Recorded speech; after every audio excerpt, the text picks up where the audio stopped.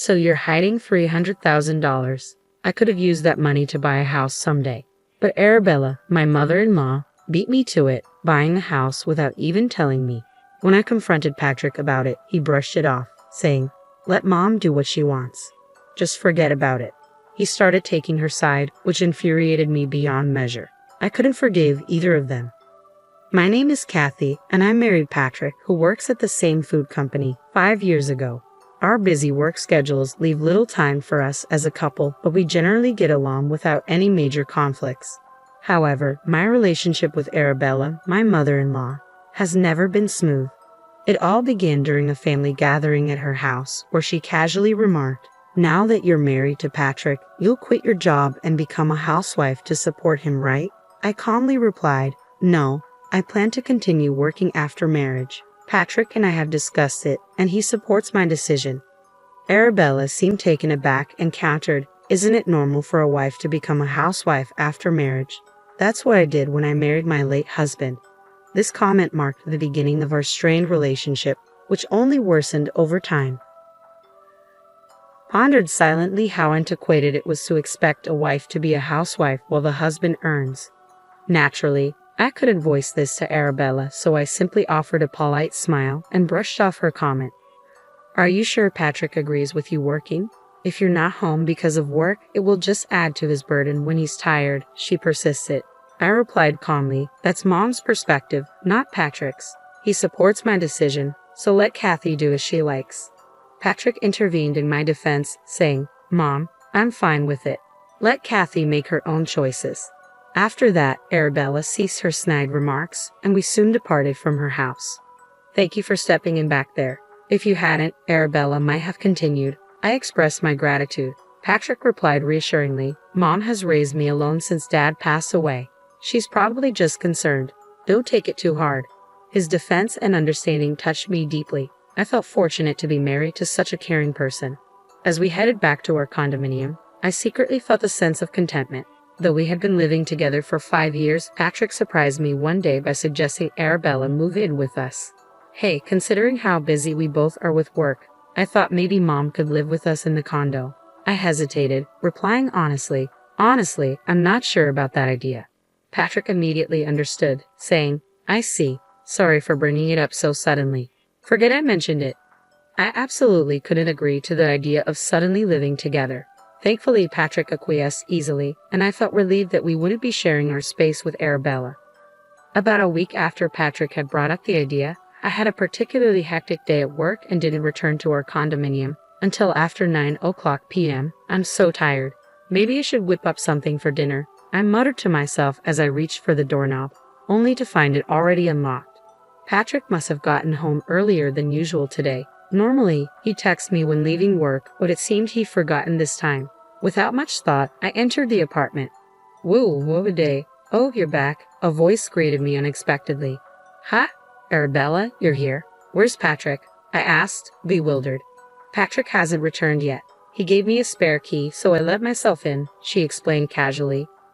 "A spare key? I had no idea," I stammered, taken aback by her sudden presence, unable to conceal my surprise. "Stop standing there. Can you make dinner? I've been waiting for you to get home," Arabella demanded as soon as I entered. "Ha, Arabella, haven't you eaten dinner yet?" I asked, surprised. "No, I haven't. It's quite audacious to barge into someone's home and expect dinner," I thought to myself, but couldn't bring myself to rudely send her away. "Ah, I see. Okay, I'll make something simple. Is that okay?" "Just a moment.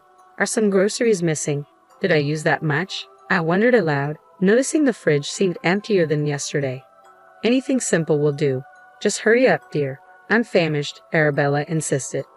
"Please wait a moment. I'll whip something up quickly," I replied, rushing to prepare dinner for her. "Thank you. Let's see how it tastes," Arabella commented after tasting the soup I had made. "What is this? It's terrible." "Ha! What did she just say? Did she really call my soup terrible?" I thought in disbelief. "I said it's terrible. Did you not hear me?" Arabella repeated sharply. "I heard you. It wasn't a misunderstanding," I responded firmly, trying to keep my composure. "You're always so busy with work. That's why you can only manage to cook this kind of meal. You should quit your job and become a proper housewife," Arabella continued, her resentment clear. but Patrick always tells me he loves my cooking. Perhaps he's just trying to please you. Can't you see that? I retorted, feeling frustrated by her persistent criticism. Arabella continued to make snide remarks for about an hour, expressing her disapproval of my decision to work after marriage. I'll be dropping by occasionally. Make sure you keep the house in order, she concluded before finally leaving. After venting her frustrations, Arabella left my home seemingly relieved. 30 minutes later, Patrick arrived. Hey, did you give Arabella a spare key? I asked. Yeah, I did, Patrick confirmed. Why? I questioned, feeling exasperated. She showed up out of nowhere today, complained about the food I made for her, and then left. It's all right. These things happen, Patrick replied calmly. What kind of response is that? She comes unannounced. It's ridiculous, I retorted. I don't know what else to say. Maybe it was a mistake giving her the key, Patrick admitted. Exactly, and now I'm supposed to tolerate her criticism about the meal I prepared? I exclaimed. This all happened because you gave her that spare key. My words seemed to strike a nerve with Patrick, who suddenly grew angry. Maybe you should have just agreed to have Mom live with us. I'm tired. I'm going to bed. I don't need dinner, he snapped. Am I to blame? Wasn't it you who agreed it was a bad idea? I shot back, feeling hurt by Patrick's unexpected reaction. The following day, and every day after that, Arabella continued to visit our home, criticizing everything from cleanliness to laundry. Enduring her daily complaints might have been bearable on its own. However, a week into Arabella's frequent visits, I noticed something odd. The groceries are disappearing again, and the detergent I had stocked up on is gone too, I remarked, puzzled by the sudden disappearance of household items. Our condominium and Arabella's place were just a 10-minute walk apart. It seemed strange that groceries and everyday essentials were disappearing daily. Reluctantly, I began to suspect Arabella might be sneaking in and taking them. Arabella, have you been taking things from our house? I finally mustered the courage to ask one day when she came over. I hoped it was all a misunderstanding, but her response dashed that hope. Oh, so you found out, Arabella admitted nonchalantly. You can't just take things without asking. These are household supplies and food, I protested. What's the harm? It's my son's house, after all. It's wasteful to let food spoil, especially since you're hardly ever home because of work, she justified, unapologetic. I was taken aback by her audacity. While I understood this was also Patrick's home, her actions felt intrusive and disrespectful. Oh, by the way, I found out about your $300,000 in savings, Arabella continued casually. What? What are you talking about? I have no idea, I exclaimed, shocked by her revelation. You found it on my banking card. I saw the amount when I checked it. You can withdraw money with just the card, right? She asked, as if it was a perfectly reasonable thing to do. Do you know the PIN? You had it written on a note stuck to your banking card, remember? Arabella remarked casually. I messed up. I never thought anyone would look at my banking card, so I was careless, I admitted, feeling shocked and betrayed. That's right, I found the note with the PIN on it, Arabella confirmed, almost amused. I've been wanting to live in a nicer house. This worked out perfectly, she added with a laugh before leaving my house. I couldn't forgive what had happened, Arabella using my money like that to buy a house without my permission. When I confronted Patrick about it, his response was dismissive. Just let Mom do what she wants. Forget about the $300,000, he said casually, as if it were inconsequential that such a large sum had been taken without consent. This mother and son duo are unbelievable, I fumed. At that moment, any remaining affection I had for Patrick evaporated. Feeling deeply betrayed and taken advantage of, I decided it was time to take revenge on both of them. The next day, I invited Arabella over again to confirm if she had indeed used my money to buy a house. Determined to gather solid evidence, I discreetly started the voice recorder on my phone before confronting her. Yesterday, you mentioned using $300,000 from my banking card to buy a new house. Is that true? I asked directly. Yes, it's true. I've already paid the down payment, and construction has begun. With your banking card, it's essentially mine, Arabella admitted without hesitation. But having the banking card doesn't mean anything. How do you plan to withdraw the money? I asked Arabella, trying to maintain my composure. Just by pretending to be you and signing? Of course, she replied with a smirk. Arabella, that's illegal. It's theft, I protested, shocked by her brazen admission. Call it what you want. Who would have thought you, who can't even manage household chores properly, had saved up so much? At least you're good for something. That's all. You can have the banking card back. Thanks for having me over today, she said dismissively, brushing off my concerns. I was seething with anger, tempted to grab the card back forcefully, but I held myself back and let her leave. Despite my frustration, I had managed to gather evidence of Arabella taking the banking card from my house. Enjoy it while you can, Arabella, I muttered under my breath. The following day, I called Arabella, devising a plan to lure her back to my house under the guise of settling the issue. Arabella, you can keep the banking card, but you'll need my identification to withdraw any money. I'll handle the withdrawal for you. Can I hold on to the banking card for now? I asked, feigning cooperation. Oh, I didn't realize that. I'll bring you right over. Thanks, Arabella replied eagerly. I informed her of this over the phone, but I had no intention of actually withdrawing $300,000. In this day and age, withdrawing such a large sum without proper identification is impossible. How could she be so naive? She was solely focused on quick money with no regard for the fact that her actions were criminal. Once I retrieved the banking card from Arabella, I wasted no time heading to the police station. I need to report a crime, I said firmly as soon as I arrived. Yes, my mother-in-law took my banking card without permission and was trying to use it to purchase a new house, I explained to the police officer. Wait, not you purchasing. No, not me. My banking card was stolen. I would like to file a report, I clarified firmly. The police listened attentively, understanding the seriousness of the situation, and accepted my report. Later that evening, I informed Patrick that I had filed a report with the police. I told the police about Arabella stealing my banking card. She might get arrested soon. I informed him. What? Why would Mom get arrested by the police? Patrick reacted with surprise. Don't you understand that what Arabella is doing is a serious crime? I responded, frustrated by his lack of concern. Even so, did you have to involve the police? It's pointless talking to you. You always say we should let your mom do as she pleases. Why should I just hand over a large sum of money to her? Patrick countered defensively. How can you speak of your mother-in-law like that? I shot back, hurt by his dismissive tone. Just because she's my mother-in-law, does that mean she can do anything? If she tried to harm me, should I just accept it quietly? It's absurd. I didn't save up all this time just to hand it over to Bella, I exclaimed in frustration. Well, she's enough of an old hag for sure, Patrick retorted sharply.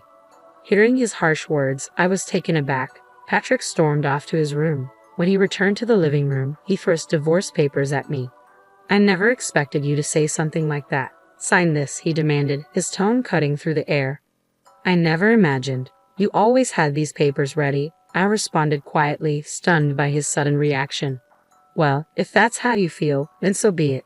I'm tired of this anyway, being threatened, I said, my voice trembling slightly as I reached for the papers. Patrick seemed surprised by my swift agreement. After signing the papers, I handed them back to him, silently displaying the divorce agreement. Here, this is what you wanted, right? I handed Patrick the signed divorce papers with a mix of resignation and sadness. Yes, Patrick replied quietly. Then I'll file these, I said, trying to keep my voice steady despite the ache in my chest. He took the papers without another word, his expression unreadable. After a brief exchange, he hurriedly left the house in the middle of the night. I suspected he went to Arabella's house. 20 minutes later, my phone rang. Hello. What do you want? I answered tersely, not hiding my frustration. It was Patrick on the other end. I told Mom about the police report Kathy filed. Patrick said, his voice tense. Yes, so, I replied sharply, unsure where this conversation was headed. Can you withdraw the report, please? Patrick requested, his tone pleading. What? No way? There's no chance I'm withdrawing it, I exclaimed firmly, resolute in my decision. Regretting it now, fake remorse doesn't change anything. She would do the same thing again, I muttered to myself, feeling betrayed and angry. As expected, Patrick called again shortly after. What now? I don't have anything else to say to you, and I was just about to go to bed, I said wearily, tired of the drama. I'm sorry. I didn't mean any harm, the voice on the other end said softly. It wasn't Patrick, it was Arabella. She was crying and apologizing. But did she really think that would make everything okay? Just because you're crying and apologizing doesn't mean I'm going to forgive you, I retorted, unmoved by her emotional display. And how can you say you didn't mean any harm? You deliberately took my banking card. I continued, frustration evident in my voice. But I really wanted a house. I've been living in an apartment all this time, so you thought it was okay to use someone else's money for that reason. You're really despicable, I added, feeling the weight of her actions. Why should I give my money for such a trivial reason of hers? It's completely incomprehensible, I concluded, disbelief and anger coloring my words. Then you should have asked your son, I replied firmly. My son doesn't have the money. Arabella countered defensively. Yes, I know. Despite our dual income, I manage our household finances. That's why when I saw the $300,000 in your banking card, I was tempted, Arabella confessed. I see. But understanding isn't enough, you realize? I emphasized sternly. Please reflect on your actions in prison. That money was hard-earned long before I married your son. Forgiving you just because you were tempted is unthinkable, I continued, my voice growing colder. I was about to end the call, but Arabella persisted. Wait, I have a request, she pleaded. A request? That's audacious, I remarked skeptically. I already paid the down payment as I mentioned. I used $100,000 of my savings. I can halt construction now. Could you lend me the remaining $300,000? I promise to repay, Arabella proposed desperately. How delusional are you? There's no way I would lend you that money. You not only stole a banking card but also groceries and daily supplies. I can't trust you to repay, I responded firmly, ending the conversation decisively. But what should I do? That's not my problem, Arabella's voice pleaded through the phone. You figure it out, but I can't get a loan at my age, I replied sternly. That's entirely your fault for relying on someone else's money. Ask your son to take out a loan for you, I retorted, a hint of amusement creeping into my voice at Arabella's predicament. I couldn't help but chuckle at the thought of Arabella's panic. I've said everything there is to say. Maybe it's time to hang up the phone now, I stated firmly, ready to end the conversation. Just as I was about to disconnect, Patrick interjected, attempting to continue the conversation. Hey, please, are you going to abandon Mom? Didn't she take care of you? Think of it as repaying a favor, Patrick pleaded desperately. She never took care of me. She always came to my house just to make snide remarks and never helped with housework despite having a spare key. On what basis are you saying she took care of me? I countered sharply, frustration and resentment evident in my voice. Patrick fell silent, unable to respond to my accusation. He spoke out of desperation. Perhaps he hoped appealing to my emotions would convince me to provide assistance. I mused aloud. Well, that's how it is. I won't be providing any assistance. Good luck, I concluded firmly, ending any hope of reconciliation. Wait, I'll handle Mom's situation, and I won't trouble Kathy anymore. So please, can we reconsider the divorce? Patrick pleaded one last time, desperation coloring his voice. It's too late now. Arabella is more important to you than me, right? I stated bitterly, my heart heavy with disappointment and hurt. I'm truly sorry. I'll value you, Kathy, more from now on. You don't need to bother about me anymore. We'll be strangers by tomorrow, Patrick's voice pleaded through the phone. Enjoy your life with your beloved Arabella, I replied calmly before hanging up. Concerned he might call again, I turned off my mobile and went to bed. Patrick didn't return home that night. They were likely consoling each other. The next morning, I took a day off work to file the divorce papers. Patrick and I were now strangers. Arabella's fate was no longer my concern. For the 3 days before I left our home, Patrick barely spoke to me. I didn't initiate conversation either. Planning to move back to my parents' house, despite the hour-long commute to work, I packed up my belongings. As I left, Patrick said just one thing. I'm sorry for everything up till now. Ignoring him, I walked away. It was a stark end to a once loving marriage. Strangely, I didn't feel sad. I felt relieved to be free from such a toxic mother and son. I can't forgive them after everything. They brought this upon themselves, neglecting and defending Arabella. If Patrick had stood up to her when she stole my banking card, maybe things could have been different. They underestimated me. I wasn't going to be continually wronged. Now they face the consequences of their actions, working to repay their debts. It's their own doing, their karma, I reflected as I drove to my parents' house. A week later, the police called to inform me of Arabella's arrest for theft. Not living with Arabella played a crucial role in her arrest. If you had been living together, it might have complicated things due to the familial nature of the theft. I understand. I'm grateful she was apprehended. Thank you, I responded, relieved by the news. Now Arabella will have time to reflect on her crimes, I thought. Just then, Patrick called. Mom has been arrested, he stated solemnly. I know, the police informed me. I can't manage the loan payments alone now that Mom's gone, Patrick admitted. So what? You're not asking me for help again, are you? I replied firmly. No, please don't call me again, Patrick faltered. I ended the call and blocked his number to avoid further contact. A month later, I heard from a colleague. Hey, did you hear? Patrick quit the company. Though we worked at the same place, we rarely crossed paths. The news of Arabella's theft and arrest had spread, making it untenable for him to stay. I didn't spread the news, I assured my colleague.